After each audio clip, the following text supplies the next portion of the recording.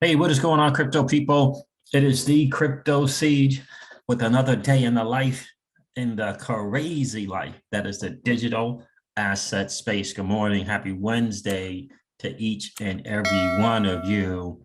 I'm so happy and so excited for you because you're playing a game that 99.99% of the masses don't even know is being played.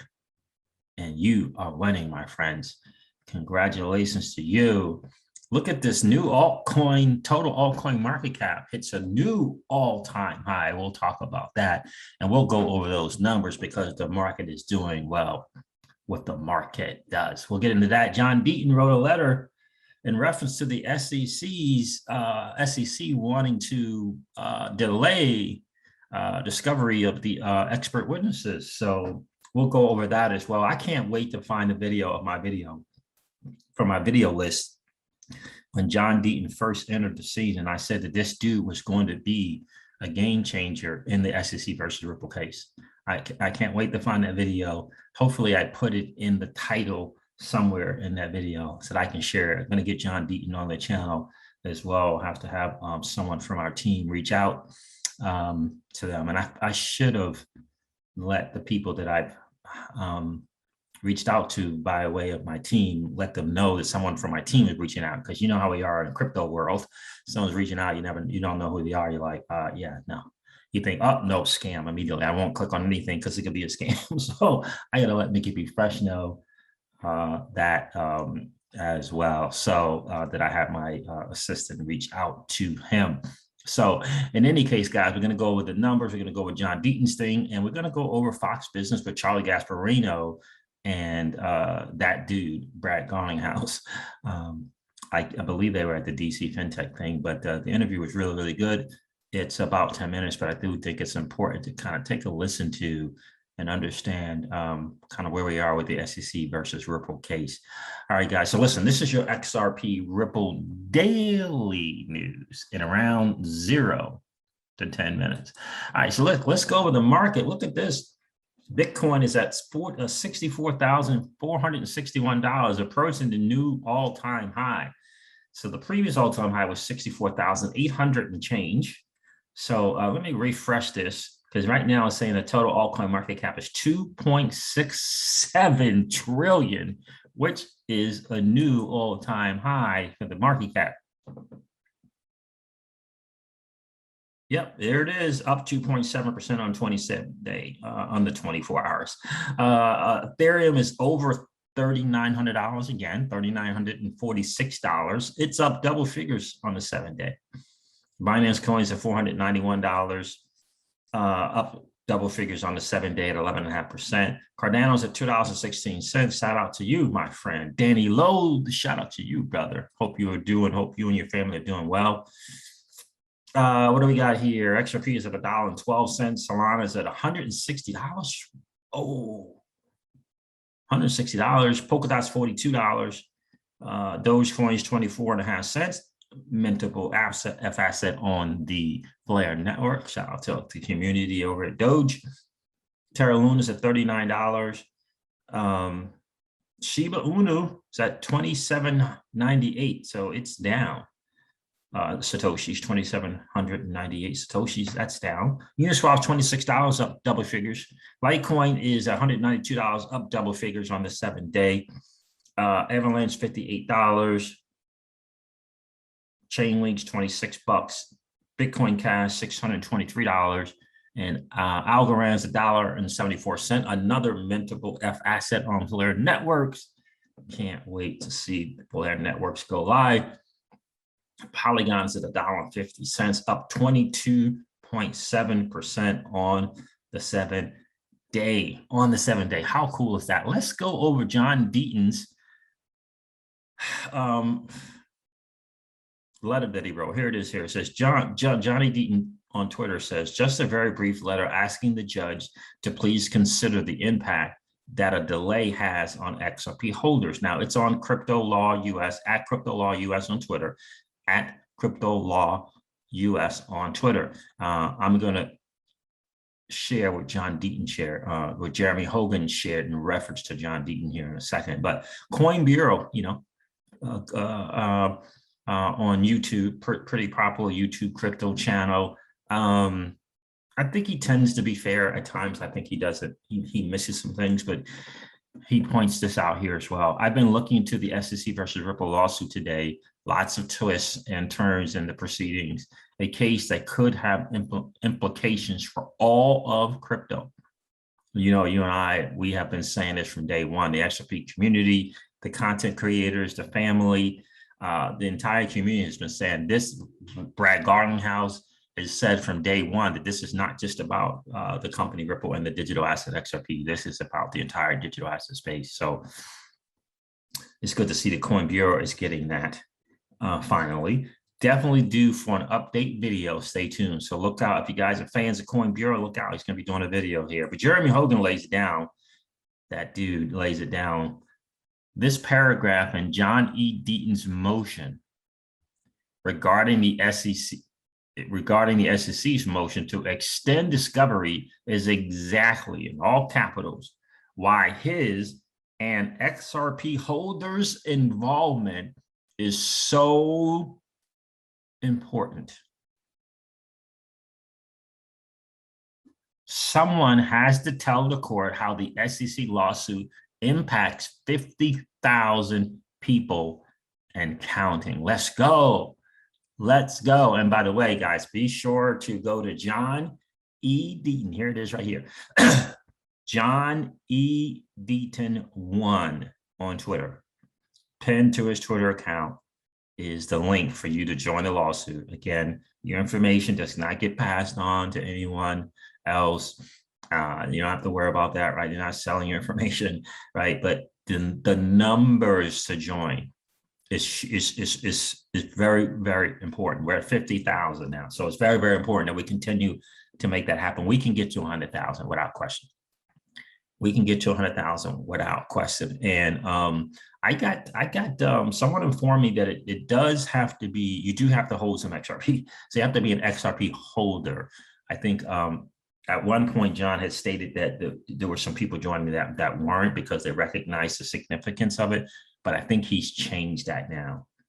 I think he's changed it. I had a couple of people reach out to me and say that it looked like there was some people maybe looking to sabotage the lawsuit. So in any case, so yeah, XRP holders, so to join this without question. So if you believe that this in fact impacts the entire digital asset space, you have to be an XRP holder. So grab some XRP and then join in. But it's pinned at the top of his Twitter for us to join. And remember, what you do matters. I saw a couple of people from the channel say, I signed up, I signed up, I signed up. I love that. I appreciate you guys recognizing the power, right, that you have. It's the power of you, right, and the strength of us that can absolutely make a difference. But let's go over this here. Here's John Deaton's, this is a paragraph from his motion.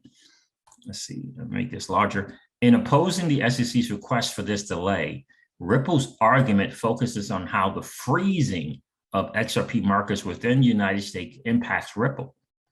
The negative impact on XRP holders, however, is even more profound.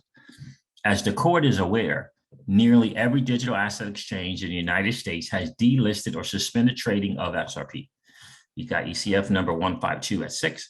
In addition to owning XRP on those exchanges, many XRP holders hold XRP in retirement brokerage accounts. The XRP in these retirement accounts have also been frozen due to the SEC enforcement action alleging XRP to be an unregistered security. The lack of liquidity within the United States, coupled with the mass delistings, prevents XRP holders from trading, selling, transferring, or converting their XRP.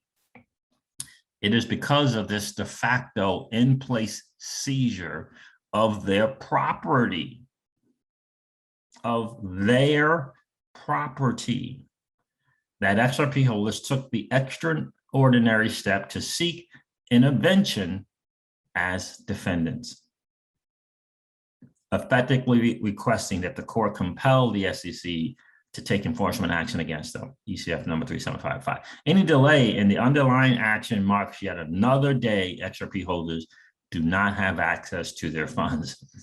And here so the point of that whole thing is, and Jeremy Hogan has stated this as well, to get Judge Torres, Judge Netburn to see things from the retail investors, the average everyday Joe and Jane, right? That's what we want. To see how what the SEC has done, where their mantra is to protect investors, they decided to harm investors with obviously nothing even clearly, remotely factual to say anything in reference to XRP being a security. They walked into this lawsuit, filed this lawsuit, almost blind, right? But for her, Judge Netburn and Judge Torres, to see it from the everyday person, the average Joe and Jane perspective is going to be huge, right? So retirement accounts, can't trade it, can't do anything with it. All this kind of stuff is important, right? And then you couple that with 8 years that the SEC has been looking into Ripple and the digital assets XRP, and they waited this long, right? Which means they allow you and I to continue to buy, and then they do the lawsuit, right? So any person with any measure of common sense, and both Judge Netburn and Judge Torres are just sharp ladies. She's going to get this. They are going to get this. John Deaton writes, I wish to re-emphasize my hesitation in writing this letter out of fear that I may be stepping outside my limited role. And I certainly do not wish to aggravate this honorable court in any manner. With that being said, as this case proceeds to the merits, I hope, even if the court denies consideration of this request, the court will understand why I was compelled to submit this request. Great stuff, John Deaton, the pit bull. I love it. Great stuff, my friend. Keep doing what you're doing. It is absolutely making a difference without question. So let's go to this video here with John Deaton. DAI shared this. This is on video.foxbusiness.com. You can go there and check it out. Let's take a listen to this interview.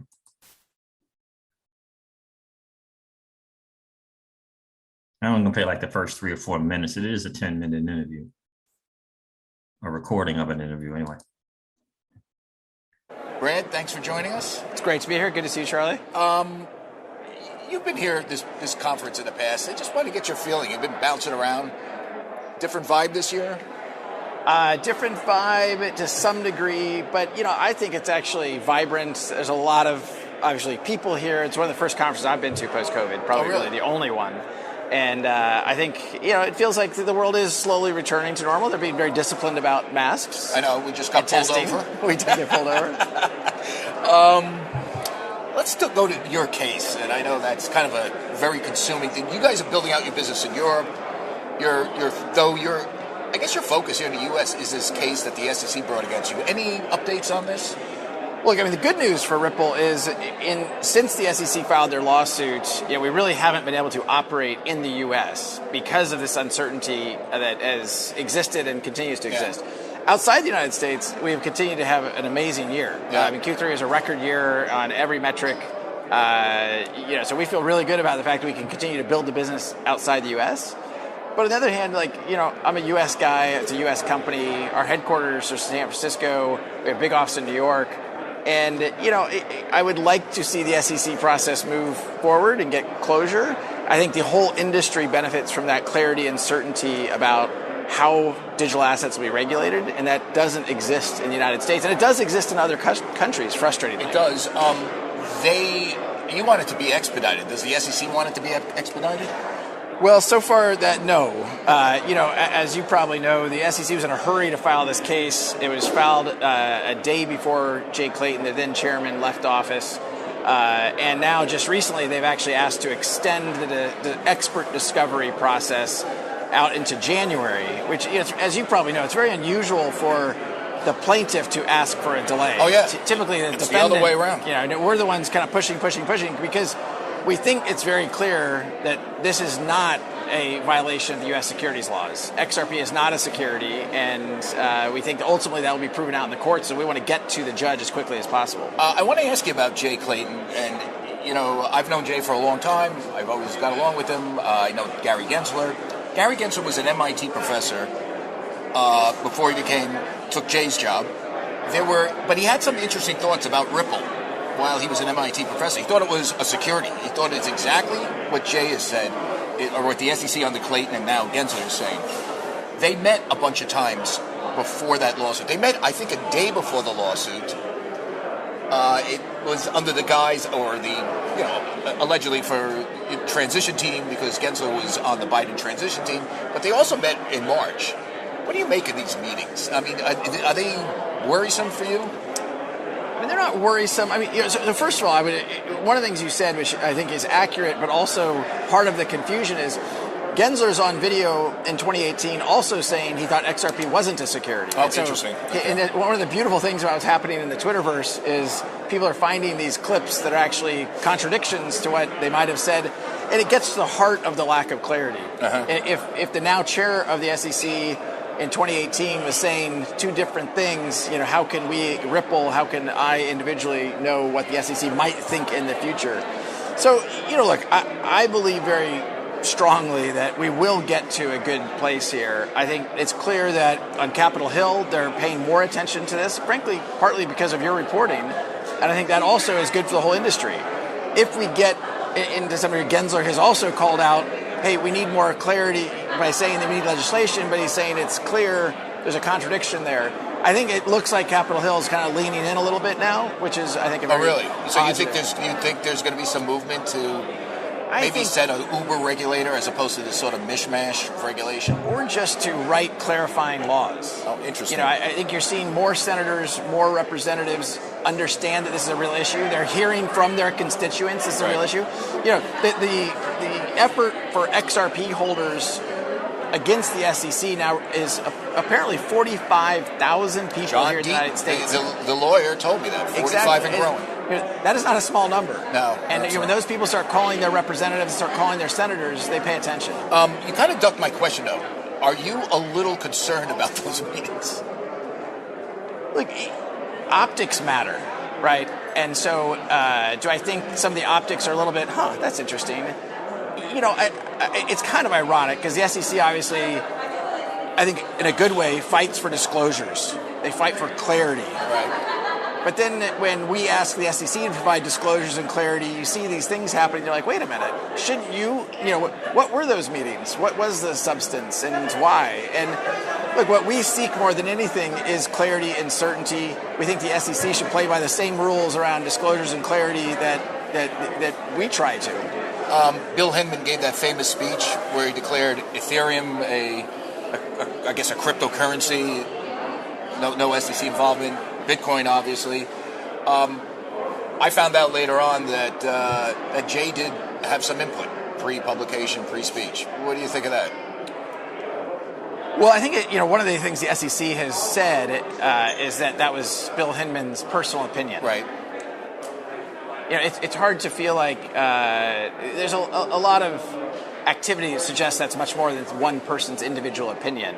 Right. When the SEC comes out and they post a speech on their website, when they reference it in other things, it feels like that's more than that. All right. Speaking about optics, Bitcoin ETF. I just got off the phone with Mike Novogratz, crypto investor. I believe he's an investor in Ripple too, isn't he? He is a shareholder. He's a shareholder of Ripple, which Ripple shares, those are securities. Okay. And they are registered. Okay. Or they're under an exemption. I read that somewhere. That's good to clarify. I asked him about this, and he said it's symbolically, the fact that there is an ETF of Bitcoin, symbolically significant, huge. He used some superlative word. He was a little more dubious about the practical impact because it's a futures contract. Are you on board with that? Well, first of all, Mike has been one of the most kind of prescient crypto investors out there, and I think generally when he says stuff, I agree with him. In this case, I also agree. It's a baby step. It's unfortunate that all we can really expect from the SEC right now are baby steps. So I think it's a positive step, but I agree with him in the construct that it's actually a futures ETF as opposed to actually a pure Bitcoin ETF. It really is going to appeal, I think, to very sophisticated investors. Yep. So there you go. It's exactly what Raoul Paul said about the Bitcoin ETF, that it's going to be, the hedge funds are going to massively make out, and the average retail investor is not going to make out with the Bitcoin futures ETF. And to me, this just speaks to the point that Gary Gensler is not your friend. Hashtag Gary Gensler is not your friend.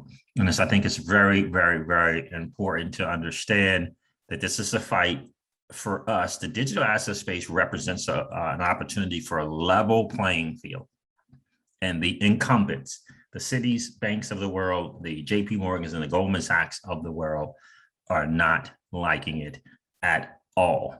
They're not liking it at all. And never ever forget, we wouldn't be to this point if Bitcoin had not been presented to the world. So we have to give credit where credit is due in reference to that. Doesn't matter about it being inferior in technology. We got to think, because of Bitcoin, there is now XRP. Because of Bitcoin, there is now XRP and the XRP ledger and the ILP because of Bitcoin. It's hugely important to get that and understand that. All right, guys, listen, I'm going to wrap it up. I got to run out with Miss Crypto Siege here, but I did want to share this. This is a great interview. I hope you guys get a chance to listen to the full 10 minutes of it. Shout out to DAI for sharing this with all of us. Guys, listen, I'm going to end this video like I do all of my videos and remind you guys of this, that old money doesn't want you to win. They don't want us to win. They would rather that we remain a cog in their perpetual wheel of trading our time for dollars. They don't want us to play in the same playground that they play in, where we allow our money to work for us. This is our chance to win, guys. The digital asset space is our chance to win. We are in the midst of the greatest transfer of wealth in the history of man. Are you participating, or are you standing on the sidelines? Here's what I do know, that the battle for you has already been fought, and the victory is yours. Go get it. I'll talk to you soon, guys. See ya. Bye.